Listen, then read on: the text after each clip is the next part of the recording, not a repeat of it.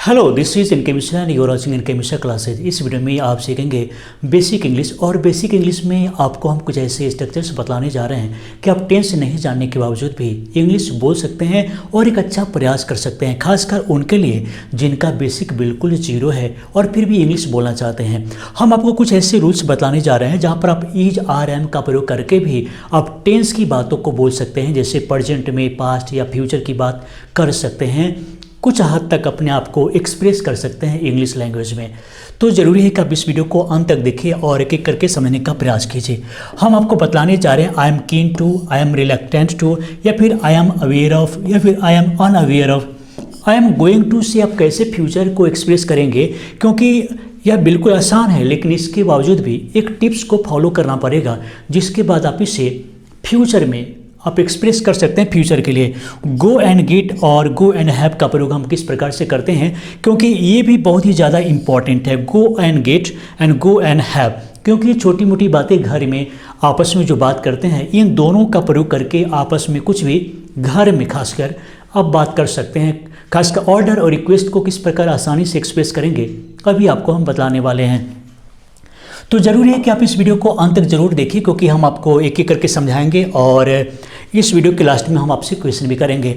तो I am keen to का प्रयोग कब करें, आई एम कीन टू का प्रयोग कब करें? जब भी आप टेंस अगर नहीं जानते हैं, लेकिन फिर भी आप कहना चाहते हैं कि मैं ये काम करना चाहता हूँ, मैं उस काम को करना चाहता हूँ, जैसे I want to do this work, I don't want to do that work, do you want to do this work. अगर आप ऐसे बोलना चाहते हैं, लेकिन जिनका बेसिक बिल्कुल कमज़ोर है और वो डू डज का प्रयोग नहीं कर पाते हैं, टेंस के स्ट्रक्चर्स और रूल्स को नहीं जानते हैं, वहाँ पर इज आर एम का प्रयोग करके, सिर्फ कीन का प्रयोग करके कर सकते हैं। जैसे हम यहाँ पर लिखते हैं कि चाहता हूँ, चाहता हूँ। अगर आप कोई काम करना चाहते हैं तो आप आई एम कीन टू बोल सकते हैं, क्योंकि इसका मीनिंग होता है I am very interested in doing something. अगर आप किसी काम को करना चाहते हैं, उसमें रुचि है, करना चाह रहे हैं आप, तो इसमें आप ये प्रयोग कर सकते हैं। जैसे आप बोलेंगे I am keen to learn English, मैं अंग्रेजी सीखना चाहता हूँ। I am keen to learn English मतलब इंग्लिश सीखने की हमारी इच्छा बहुत है। I am very interested in learning English. They are keen to come to you मतलब वे लोग तुम्हारे यहाँ आना चाहते हैं। They are very interested to come to you, या फिर they want to come to you, ऐसे बोल सकते हैं, लेकिन यहाँ पर कीन का प्रयोग भी कर सकते हैं। या फिर he was keen to buy a car, वह कार खरीदना चाहता था, मतलब his intention was to buy a car, ऐसे आप बोल सकते हैं। उसके बाद he will be keen to meet you, वह आपसे मिलना चाहेगा, या फिर उसे आपसे मिलने का मन है, भविष्य में आपसे वह मिलेगा। तो जब भी आप कीन का प्रयोग करें, कोई सी काम को करने के लिए आप में बहुत ही उत्सुकता है, आप किसी काम को करना चाहते हैं, तो आप ऐसे भी बोल सकते हैं कि I am keen to do something, I am keen to meet you today. इस प्रकार आप बोल सकते हैं। उसी प्रकार आगे हम चलते हैं एक करके, क्योंकि ये तो हो गया चाहता हूँ।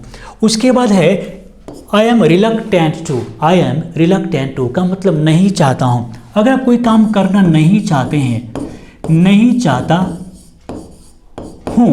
अब यहाँ पर क्या है कि विशेषता इसका ये है कि आप किसी भी सब्जेक्ट के साथ में कर सकते हैं, जैसे he is reluctant to, they are reluctant to, और इस कंडीशन में टेंशन भी नहीं है कि कौन सा वर्ब होगा, क्योंकि सिंपली इज और इज आर एम का प्रयोग तो आप जान रहे होते हैं। तो इसलिए यहाँ पर विशेष टेंशन की जरूरत नहीं है, विशेष समस्या नहीं आती है, आप डायरेक्ट इज आर एम करके यूज़ कर सकते हैं। जैसे I am reluctant to meet you again, मैं आपसे फिर से नहीं मिलना चाहता हूँ, मैं आपसे दोबारा नहीं मिलना चाहता हूँ। अगर ऐसा बोलना है, रिलक्टेंट का मतलब है कि not interested in doing something, किसी काम को करने में आपकी रुचि नहीं है, आप नहीं करना चाहते हैं। तो उसी प्रकार I am reluctant to meet you again, मैं आपसे दोबारा नहीं मिलना चाहता हूँ। गजब है, इसमें नॉट नहीं लगा हुआ है, इसके बावजूद भी इसका मीनिंग निगेटिव होगा। They are reluctant to help me, अब देख लीजिए कितना गजब है, लगता है कि असर्टिव सेंटेंस अफर्मेटिव है। They are reluctant to help me मतलब वे लोग मुझे मदद करना नहीं चाहते हैं। नॉट लगाने की भी कोई ज़रूरत नहीं है, मतलब बिल्कुल सिंपल। अगर आप कोई भी काम नहीं करना चाहते हैं तो यहाँ पर I don't want to do ऐसा कुछ भी करना जरूरी नहीं है, सिर्फ बोलेंगे कि आई एम रिलक्टेंट टू या फिर दे आर रिलक्टेंट टू, ऐसे बोल सकते हैं। जैसे he was reluctant to speak anything, वह कुछ भी बोलना नहीं चाहता था, पास्ट की बात है। अगर वही आप टेंस से इसको बनाएंगे तो फिर बहुत ही आपको याद करना पड़ेगा कि he did not want to speak anything, ऐसे दिमाग लगाना पड़ेगा। लेकिन अगर आप रिलक्टेंट का यूज़ करते हैं तो बिल्कुल सिंपल है, जैसे he was reluctant to speak anything, वह कुछ भी नहीं बोलना चाहता था, मतलब he was not ready to speak out anything, he was not interested to speak anything. उसके बाद है she is reluctant to marry that boy, मतलब वह उस लड़के से शादी नहीं करना चाहती थी। तो बिल्कुल आसान है, जब भी अगर कोई सब्जेक्ट कोई काम नहीं करना चाहता है तो उसमें रिलक्टेंट टू का प्रयोग कर सकते हैं, वो भी हेल्पिंग वर्ब के साथ में। उसके बाद हम आगे देखते हैं इसी तरीके से आई एम अवेयर ऑफ का मतलब है कि अगर आपको कोई चीज़ पता है, जैसे हम लिखते हैं यहाँ पर पता है या जानता हूँ, पता है या जानता हूँ। अगर कोई भी चीज़ आपको पता है किसी घटना के बारे में, किसी व्यक्ति के बारे में, तो आप बोल सकते हैं I am aware of this incident, मुझे इस घटना के बारे में पता है, मैं इस घटना के बारे में जानता हूँ, ऐसे बोल सकते हैं।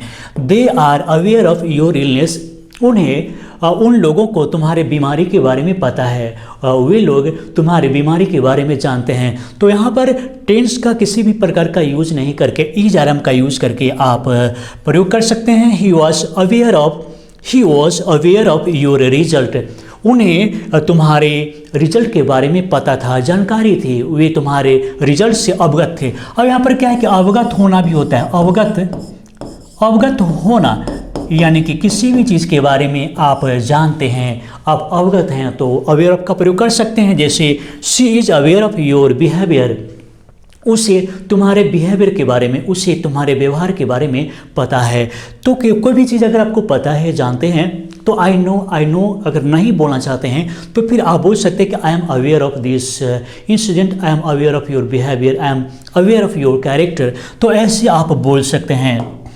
उसके बाद हम देखते हैं कि यहाँ पर आई एम अनअवेयर ऑफ का मतलब नहीं पता है। अगर आपको कोई भी चीज़ नहीं पता है, नहीं जानते हैं, नहीं पता है, नहीं जानते हैं, तो उस कंडीशन में आप बोलेंगे I am unaware of this incident, इस घटना के बारे में मुझे कोई जानकारी नहीं है, इस घटना से मैं अवगत नहीं हूँ, इस घटना के बारे में मुझे कोई पता नहीं है। They are unaware of your illness, उन्हें तुम्हारे बीमारी के बारे में कोई जानकारी नहीं है, उन्हें तुम्हारी बीमारी के बारे में पता नहीं है। He was unaware of your result, वह तुम्हारे रिजल्ट से अवगत नहीं था, उसे तुम्हारे रिजल्ट के बारे में कोई पता नहीं था। तो किसी को किसी भी चीज़ के बारे में पता नहीं था, पता नहीं है, नहीं जानता है, तो इसमें अनअवेयर ऑफ का प्रयोग कर सकते हैं। ऑब्जेक्ट किसी भी रूप में किसी भी तरीके से आप दे सकते हैं। She is unaware of your behaviour, उससे तुम्हारे व्यवहार के बारे में, बिहेवियर के बारे में कोई जानकारी नहीं है कि तुम कैसा आदमी हो, कितना अच्छा हो, कितना खराब हो। तो she is unaware of your behaviour, उसे तुम्हारे बिहेवियर के बारे में, व्यवहार के बारे में कोई जानकारी नहीं है, ऐसे आप बोल सकते हैं। तो अगर आप कोई चीज़ जानते हैं तो क्या बोलेंगे आई एम अवेयर ऑफ, अगर आप नहीं जानते हैं तो क्या बोलेंगे आई एम अनअवेयर ऑफ, ऐसे बोल सकते हैं। उसी प्रकार हम आगे चलते हैं और एक एक करके देखते हैं यहाँ पर गो एंड गेट का प्रयोग कैसे करेंगे। तो इसे जानने के लिए आप ये थोड़ा सा एक छोटा सा ट्रिक्स बताते हैं। जैसे गो का मतलब होता है जाना, जाना बोलेंगे, गो का मतलब जाना, किसी से पूछा जाता है तो जाना बताया जाता है। लेकिन स्पोकन इंग्लिश में गो का मतलब होता है जाओ, जाओ। बस यही स्पोकन इंग्लिश का सबसे बेस है, सूत्र है। अगर इसे समझते हैं तो बहुत आसान हो जाता है आगे का रास्ता। गो का मतलब जाओ। अगर हम बोलते हैं प्ले, प्ले का मतलब होता है खेलो, खेलो। कम यानी कि आओ, तो उसी प्रकार गो का मतलब यहाँ पर होता है जाओ, और गेट का मतलब लेते आओ। तो go and get a glass of water. यहाँ पर हिंदी लिखेंगे जाओ और लेते आओ, जाओ और लेते आओ। किसी को बोलना है कोई भी कि वहाँ जाओ और लेते आओ, तो go and get a glass of water, जाओ एक गिलास पानी लेते आओ। गो and get a chair from your home, गांव में ऐसा होता है, हम बोलते हैं जब वह अपने घर से एक चेयर लेते आओ, एक कुर्सी लेते आओ। तो अगर मान लीजिए हमारे गेस्ट आ गए 5, 6, 10, 20 आ गए और मेरे यहाँ कुर्सी कम गए, तो हम दूसरे से भी बोलते हैं कि बच्चे जाओ एक कुर्सी लेते आओ अपने घर से। Go and get 2 cups of tea, जाओ 2 कप चाय लेते आओ, 2 कप चाय। तो क्या करेंगे, go and get 2 cups of tea, ऐसे बोलेंगे। उसके बाद है go and get some food for me, जाओ मेरे लिए थोड़ा सा भोजन लेते आओ। तो किसी को कुछ भी बोलना है कि जाओ ये लेते आओ, वो लेते आओ, तो आपको याद क्या रखना है, सिर्फ गो एंड गेट याद रखिए, ज़्यादा टेंशन नहीं लेना है। गो एंड गेट बस याद रखिए और इससे आप बोलिए। उसी प्रकार हम आगे चलते हैं और गो एंड हैव का प्रयोग, इसका मतलब है जाओ खा लो या फिर पी लो। जाओ खा लो या फिर पी लो। हैव का मतलब खाना पीना और कई भी मीनिंग होता है, लेकिन हम आपको यहाँ पर बतला रहे हैं कि खा लो या फिर पी लो ऐसे।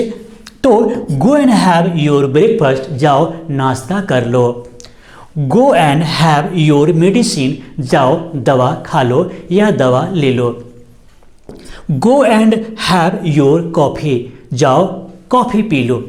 या फिर go and have your lunch, जाओ लंच कर लो। अगर आपको निगेटिव बोलना है तो ज़्यादा दिमाग नहीं लगा करके सिर्फ डोंट का प्रयोग करेंगे। जैसे don't go and have your breakfast, मत जाओ और नाश्ता मत करो, जाओ ही नहीं।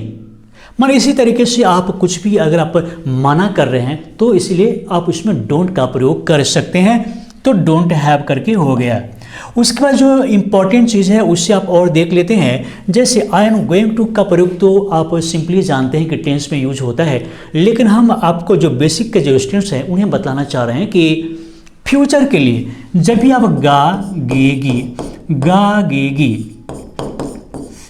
गागेगी का मतलब है कि जाऊंगा कोई काम करूंगा। अगर ऐसा बोलना हो तो आई एम गोइंग टू किसी भी सब्जेक्ट के साथ में ई जा रहे हैं और गोइंग टू का प्रयोग कैसे करेंगे सो देख लेते हैं। जैसे I am going to Patna tomorrow, कल मैं पटना जाऊंगा। अगर आपको ऐसा बोलना हो तो सिर्फ यही याद कर लीजिए, कल मैं पटना जाऊंगा, कल मैं पटना जा रहा हूँ, कल मैं पटना जाने वाला हूँ, कल मैं पटना जा सकता हूँ। स्पोकन इंग्लिश में अब पकड़ना नहीं है कि सकता हूँ तो भाई कैन होगा, ये कैसे हो जाएगा, जाऊंगा तो शैल विल होगा, ये कैसे हो जाएगा। स्पोकन इंग्लिश में सिर्फ एक्सप्रेशन ज़्यादा इम्पॉर्टेंट होता है। किसी भी एक्शन के बारे में आप किसी भी सेंटेंस के जरिए उससे एक्शन को एक्सप्रेस कर देते हैं तो काफ़ी है।